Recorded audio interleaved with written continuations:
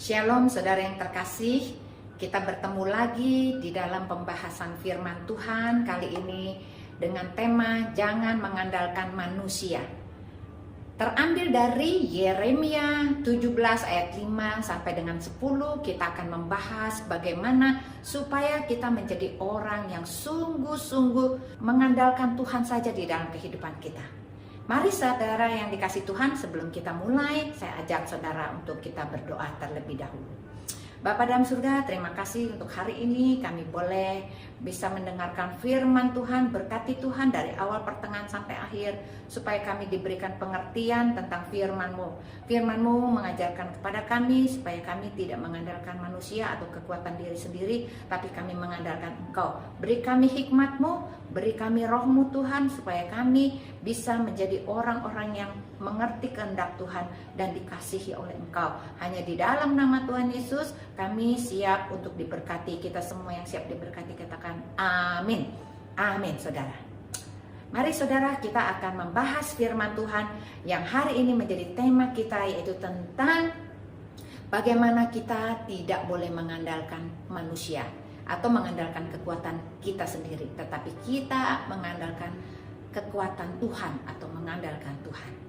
Saudara yang dikasih Tuhan, lebih banyak daripada kita selalu terkagum-kagum kepada orang yang mempunyai jabatan, orang yang mempunyai kekayaan. Kita menaruh hormat kepada orang yang mempunyai satu posisi di dalam pemerintahan misalnya. Mungkin dia adalah seorang presiden, dia adalah seorang gubernur, atau dia seorang wali kota, dia seorang bupati, dia seorang menteri. Kita lantas berubah sikap dengan memberikan rasa hormat kepadanya, dan sikap kita juga mulai berbeda pada saat kita bertemu dengan mereka. Saudara yang dikasih Tuhan, banyak daripada kita selalu melihat dari sudut pandang manusia, yaitu tentang posisi dan juga tentang di mana orang itu berada. Jikalau semakin dia kaya, dia semakin dihormati oleh banyak orang. Semakin dia miskin, semakin dia tidak diperhatikan, bahkan dia dianggap tidak ada. Saudara dikasih Tuhan, akhir zaman memang sudah dekat dan kita berada di zaman-zaman akhir zaman ini. Dan kita melihat kejahatan semakin jahat, kebenaran akan menjadi semakin benar. Orang benar akan menjadi tambah benar, orang jahat akan semakin jahat.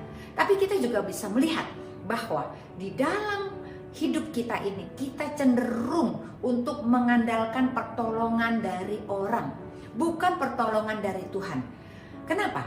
Kadang-kadang kita berpikir, oh, kalau kita punya pendeta yang diurapi Tuhan, pendeta itu punya talenta melakukan mujizat, kesembuhan, atau mengusir setan, atau mendoakan dan yang lain-lain. Kita cenderung untuk mengkultuskan orang itu.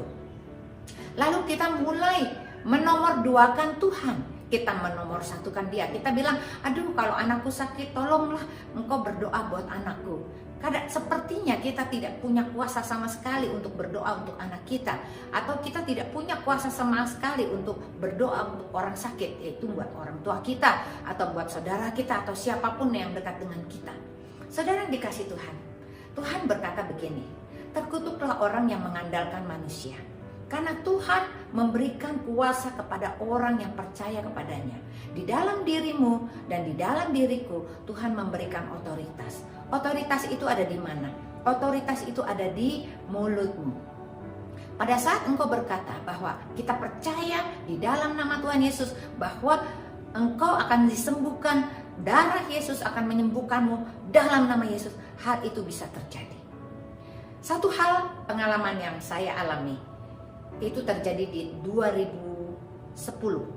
Saat itu saya melihat ayah saya sedang sakit dan dia masuk di ICU. Keadaannya sangat parah karena semuanya gagal. Ginjalnya gagal, jantungnya gagal, dia juga punya hatinya itu kena sirosis hati. Lalu kemudian masuklah papa saya ini ke ICU. Lalu saya berkata, Tuhan kalau boleh sembuhkanlah papa saya. Sembuhkanlah dia supaya papa saya ini bisa melihat anaknya, cucunya, yaitu anak saya menikah di bulan Desember. Ayah saya itu masuk rumah sakit Januari 2010. Anak saya menikah, yaitu cucunya akan menikah pada tanggal 4 Desember 2010. Saya meminta kepada Tuhan, saya berdoa di dalam nama Yesus.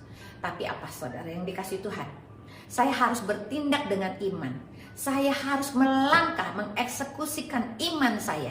Lalu saya pergi ke rumah sakit, saya bawa minyak urapan di tangan saya mulai berdoa. Saya masuk ke dalam ruang ICU, saya mulai mengurapi papa saya yang di dalam ruang ICU itu. Saya minyakin semua badan. Aku berdoa di dalam nama Yesus, ginjal akan bekerja dengan baik dalam nama Yesus. Kemudian saya berkata, sirosis hati juga disembuhkan dalam nama Yesus. Seluruh organ-organ yang saat ini sudah tidak bekerja, aku perintahkan bekerja di dalam nama Yesus. Dan saat itu sepertinya saya seperti orang gila. Karena apa? Karena saya mengeksekusikan percaya saya dengan meminyaki papa saya, dan saya menangking semua sakit penyakit yang ada di dalam papa saya. Papa saya bukan lagi muda, papa saya itu, ayah saya sudah berusia 80 tahun. Jadi memangnya sudah mungkin seharusnya sudah check out ya, sudah pergi ke surga. Tetapi saya ada permohonan kepada Tuhan untuk ayah saya ini melihat cucunya menikah sekali saja, karena ini adalah cucu pertama. Saudara yang dikasihi, itu adalah peperangan rohani yang luar biasa. Karena pada saat saya terus berdoa buat ayah saya, kakak saya tidak setuju.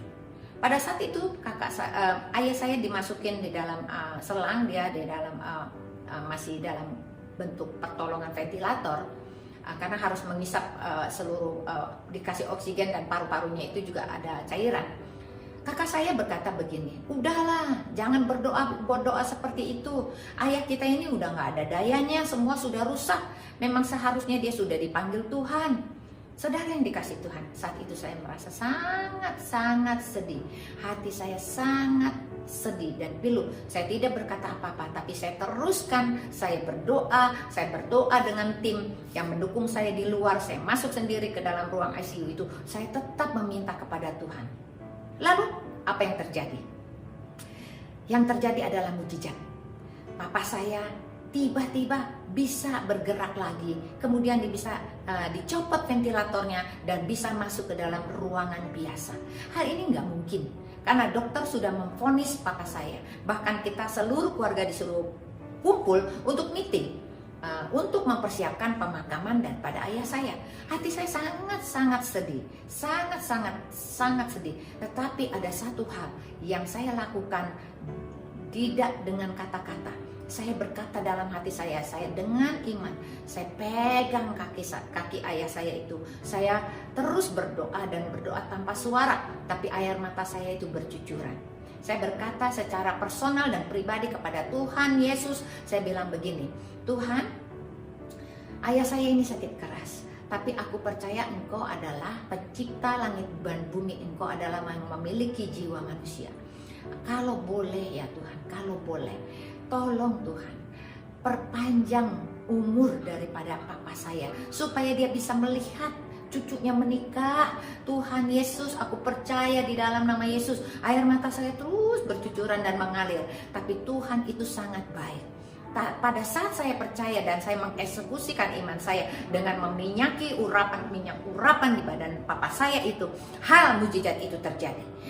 Singkat cerita, papa saya pulang ke rumah, kita rawat di rumah, dan kemudian saya panggil dokter untuk ke rumah, untuk datang seminggu sekali, kemudian saya bikin jadwal 2 minggu sekali, kemudian saya bikin jadwal 3 minggu sekali, dan sebulan sekali. Sampai papa saya itu sudah bisa makan, dan dia bisa tiduran, walaupun memang tubuhnya sudah jadi kurus, tetapi dia makan dan minum selama 1 tahun lebih itu dalam keadaan baik. Puji nama Tuhan. Apa yang terjadi mujizat selanjutnya yang saya lihat? Tuhan tidak kasih hanya sampai Desember tanggal 4 perkawinan daripada cucunya. Tuhan perpanjang sampai bulan Januari, Februari, dan ayah saya dipanggil Tuhan bulan Maret 2011. Saudara yang dikasih Tuhan, ingat, saya sharing cerita ini supaya kita mengandalkan Tuhan, bukan mengandalkan manusia. Karena pada saat saya mengandalkan manusia, saya akan lemah. Karena dokternya berkata begini, bahwa ayah saya sudah tidak ada harapan, ayah saya sudah disiapkan untuk pemakaman. Ayah saya ini sudah divonis bahwa dia akan segera meninggal. Tapi saya tidak mau dengar yang namanya dokter yang hebat yang berkata demikian. Saya tidak akan mengandalkan manusia dalam hidup saya. Saya akan mengandalkan Tuhan dalam hidup saya. Oleh karena itu ini adalah cerita benar, cerita yang terjadi dalam kehidupan saya. Oleh karena itu dengarlah baik-baik bahwa firman yang kita akan baca saat ini itu adalah firman yang sungguh dan benar. Mari kita simak pembacaan firman kita ini. Mari. Beginilah firman Tuhan. Terkutuklah orang yang mengandalkan manusia, yang mengandalkan kekuatannya sendiri, dan yang hatinya menjauh daripada Tuhan. Ia akan seperti semak bulus di padang belantara. Ia tidak akan mengalami datangnya keadaan baik. Ia akan tinggal di tanah angus di padang gurun, di negeri padang asin yang tidak berpenduduk. Diberkatilah orang yang mengandalkan Tuhan, yang menaruh harapannya pada Tuhan. Ia akan seperti pohon yang ditanam di tepi air, yang merambat akar-akarnya ke tepi batang air, dan tidak akan mengalami datangnya panas terik, dan daunnya tetap hijau, dan tidak khawatir akan tahun kering, dan tidak berhenti menghasilkan buah. Betapa liciknya hati. Demikian licik daripada segala sesuatu. Hatinya sudah membatu. Siapakah yang dapat mengetahuinya? Aku Tuhan yang menyelidiki hati, yang menguji batin untuk memberi balasan kepada setiap orang setimpal dengan langkahnya, setimpal dengan hasil perbuatannya. Saudara yang dikasih Tuhan, firman Tuhan mengatakan, terkutuklah orang yang mengandalkan manusia. Karena apa? Dia akan selalu kekeringan. Hidupnya kering, putus asa, hidupnya gelap, ada di padang asin, yang tempatnya gersang.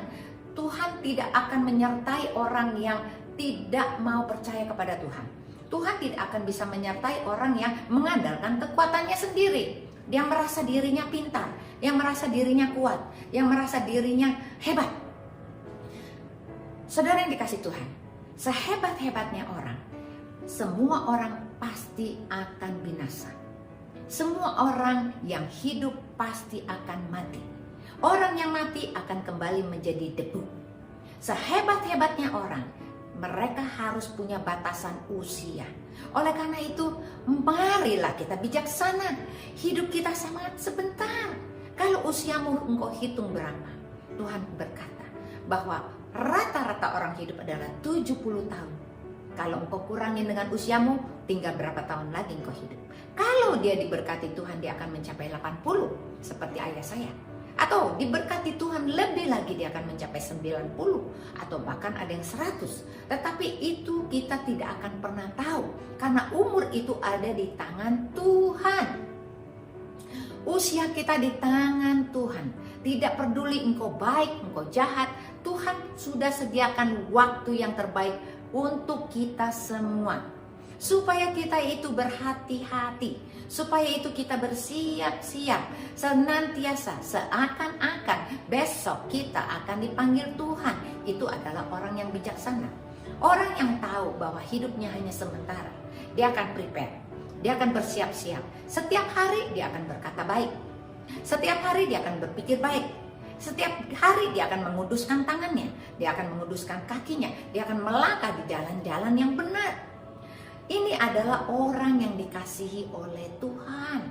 Oleh karena itu, hendaklah kita sama-sama sehati dan sepikir dengan pikiran Kristus Yesus, supaya kita selalu berada di jalan yang benar. Diberkatilah orang yang mengandalkan Tuhan. Saya adalah orang yang diberkati karena saya mengandalkan Tuhan. Saya menerima mujizat dari kesembuhan daripada ayah saya yang bisa bertahan dalam ruang ICU, bisa bertahan 1 tahun lebih. Itu adalah hal yang mujizat yang luar biasa. Lalu saya mengalami apa? Saya mengalami kekuatan seperti pohon yang berada di tepi aliran air, yang mengambil air dan tidak akan pernah kering, menghasilkan buahnya setiap kali. Apakah kita punya hidup sudah banyak berbuah-buah roh? Apakah hidupmu itu banyak berbuah kebaikan, berbuah di dalam segala sesuatu, dalam perbuatan baikmu, berbuah di dalam ketekunanmu mencari firman Tuhan, berbuah di dalam pelayananmu yang tidak akan pernah surut-surutnya, bahkan kalau semakin hari semakin semangat kepada Tuhan. Engkau berbuah-buah roh yang selalu mengasihi Tuhan, makin hari makin mengasihi, dan kita mengasihi sesama kita makin hari makin mengasihi. Tidak lagi berfokus kepada diri sendiri, tetapi berfokus kepada Tuhan. Itulah yang dimaksud dengan buah-buah roh. Kalau buah-buah roh ini belum engkau dapatkan, mari hari ini kita ditegur oleh Tuhan bahwa kita akan terkutuk kalau kita mengandalkan manusia atau kita mengandalkan kekuatan kita sendiri. Tetapi kita diberkati kalau kita mengandalkan Tuhan. Kita selalu diberkati dengan aliran-aliran air kudus, aliran-aliran air kudus dari Tuhan, dari Allah Bapa, dari surga turun kepada kita yang membasahi kita setiap hari, sehingga hatimu itu selalu fresh. Engkau memberikan satu yang segar kepada keluargamu, kepada suamimu, kepada istrimu, kepada anakmu, kepada cucumu, kepada orang tuamu, kepada besanmu, kepada saudara-saudara iparmu. Engkau memberikan atmosfer yang ceria, atmosfer yang senang, yang menyenangkan orang lain. Ini yang Tuhan mau, bahwa kita akhir-akhir zaman ini kita mulai berfokus hanya kepada Tuhan saja. Kita mulai melakukan perbuatan-perbuatan apa yang Tuhan Yesus dulu lakukan.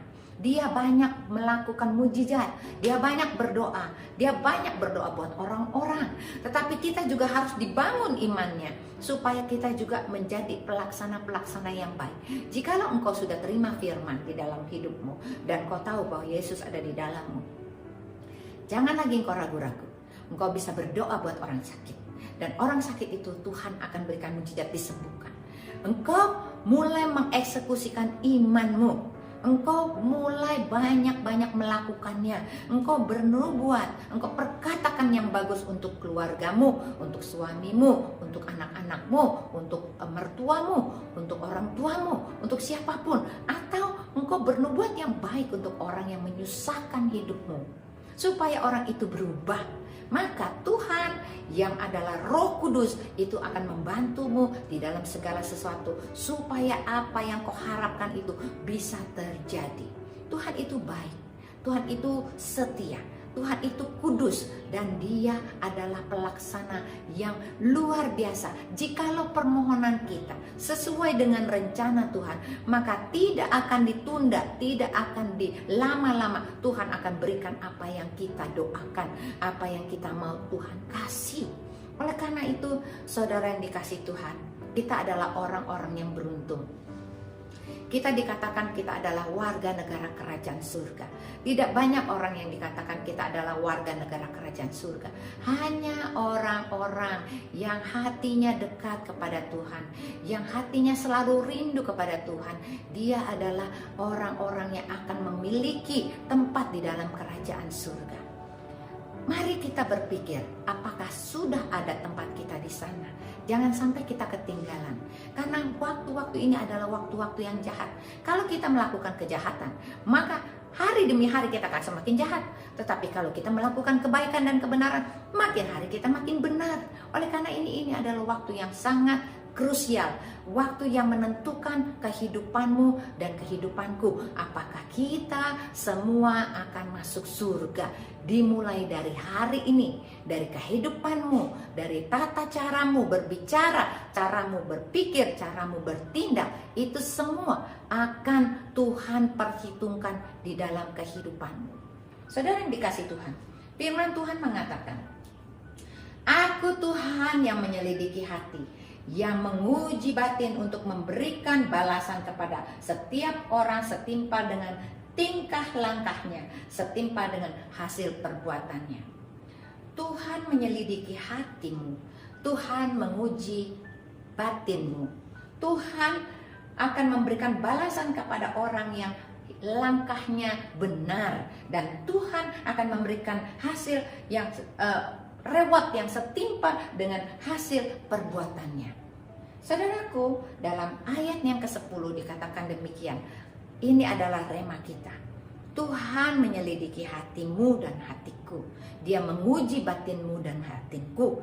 Oleh karena itu, saat-saat ini adalah saat-saat kita membuktikan diri kita. Kita adalah murid Yesus yang baik. Kita adalah milik Tuhan. Kita akan dibalas setimpal dengan perbuatan kita, dengan langkah-langkah kita. Oleh karena itu, biarlah Roh kebenaran, yaitu Roh Kudus, yang akan memimpin kehidupanmu dari sekarang sampai kedatangan Tuhan yang kedua kali.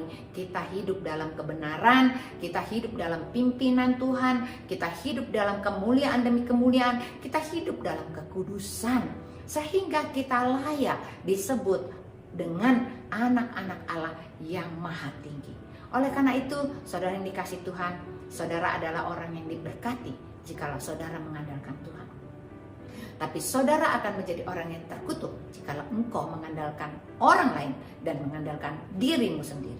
Oleh karena itu, mari kita ajak bersama-sama kita untuk kembali kepada jalan yang benar, kepada firman Tuhan yang membawa kita kepada kehidupan.